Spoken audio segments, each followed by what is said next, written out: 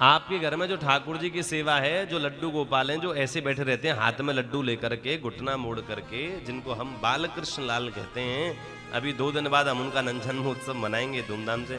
काय को बिठा रखे हैं घर में? सेवा करने के लिए। हाँ कि ना? अरे बोलो, किसके लिए बिठा रखे हैं? सेवा के लिए। अच्छा सच सच बताओ, उनको सेवा की क्या जरूरत है क्या? क्या उनको वास्तविक रूप से अगर हम देखें, डीप में जाएं, तो क्या उनको उनकी सेवा की जरूरत है? मैं तो कल ही बोला था कि हम उनको क्या खिलाने की सामर्थ्य रखते हैं, तो समस्त दुनिया को वही खिला रहे हैं। हमारी क्या सामर्थ्य है कि हम उनको खिला लें? हम हमारे जीवन को चलाने वाले वो हैं, हम उनकी हमारी क्या सामर्थ्य कि उनको अपने घर में बिठा लें? तो आवश्यकता तो नहीं है, लेकिन किसके लिए? कि हमारे द्वारा जो ठाकुर जी ने हमको इतना सब कुछ दिया है, तो उसके बदले में हम उनके लिए ये सब कर रहे हैं, सुख के लिए। हे प्रभु, आप हमारे घर में सुख से विराजो। अच्छा सच सच बताओ, कितने लोगों को ये पता है कि उनके घर में विराजे ठाकुर जी सुखी है, कि वो आपकी जो सेवा कर रहे हैं उस सेवा से बड़े प्रसन्न हैं? जो आप सुबह उनको निला रहे हो, दुला रहे हो, भोग खिला रहे हो, आरती कर रहे हो, उससे प्रसन्न है क्या? कोई ऐसे कुछ ठाकुर जी का वो कोई फीडबैक तो आता नहीं है।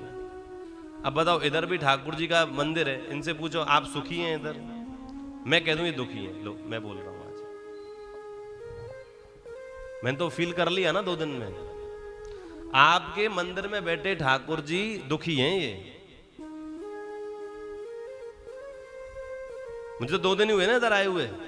आज दूसरा दिन है, कथा सुना रहा हूं। पहला दिन की कल कथा हुई, आज दूसरे दिन। मैंने तो 2 दिन में ही मैंने पूछ लिया उनसे, ठीक हो? बोले नहीं, दुखी हैं।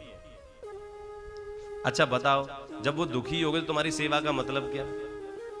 फिर तो सारी सेवा शून्य हो गई ना। अरे बोलो, अगर आपके कर्मों के द्वारा, अब समझो मैं आपके घर में आऊं और दुखी रहूं तो क्या फायदा? तो ऐसे ही आपके घर के ठाकुर जी दुखी हैं, आपकी सेवा का क्या मतलब है? क्या कर रहे हो सेवा?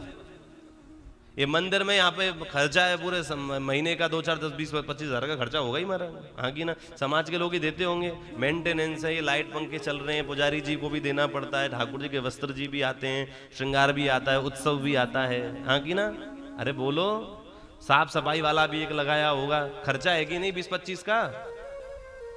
मैं तो एक अंदाजा लगा रहा हूं, जब उत्सव आएगा तो ज्यादा भी हो जाएगा। काय को कर रहे हो? वो तो दुखी है। तो कभी पूछा ही नहीं सुखी होगे नहीं, और सुख के लिए रखा है, अपने सुख के लिए तो रखा नहीं। ठाकुर जी आप सुखी रहें, इसके लिए हमने ये मंदिर बनवाया इतना, ताकि आप यहां विराज और सुखी रहो। और आपके मंदिर के ठाकुर जी परम दुखी, आपके घर के ठाकुर जी परम दुखी, तो सेवा का कोई मतलब ही नहीं रह जाता। क्यों? संसार के सुख ही मांगे, भगवान का सुख मांगा ही कब?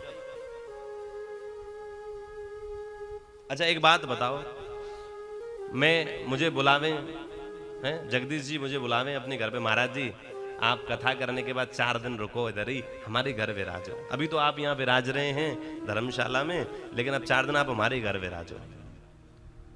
हमने कह दिया ठीक है जगदीश जी, आएंगे आपके घर, 4 दिन उधर रुकेंगे, उधर सत्संग करेंगे, कुछ सुनाएंगे आपको।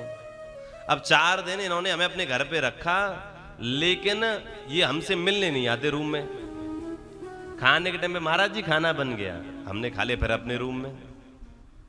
महाराज जी चाय बन गई, अब चाय पिला दी, फिर अपने रूम में। ये 4 दिन में हमसे एक भी बार मिलने नहीं आया, तो मुझे कैसा लगेगा बोलो? अरे काय को रखा भैया मुझे घर में, जब बातें नहीं करनी थी, मिलना नहीं था, हालचाल पूछना नहीं था, भोजन करने थोड़ी आए थे, वो तो लाखों करोड़ों लोग हैं खिलाने वाले। तो ये भी तो ठाकुर जी यही सोच रहे हैं ना, कि आते तो हो नहीं,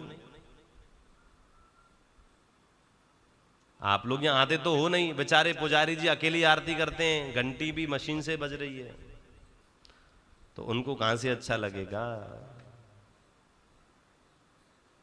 प्रेम तो शून्य हो गया ना।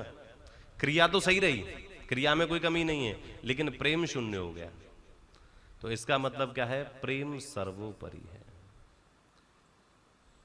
इसलिए उसको प्रेम से ही ठाकुर जी को रिझाइए। हमारा कथा श्रवण से ही वो प्रेम और वो भाव बढ़ता है, ये चीजें समझ में आती हैं।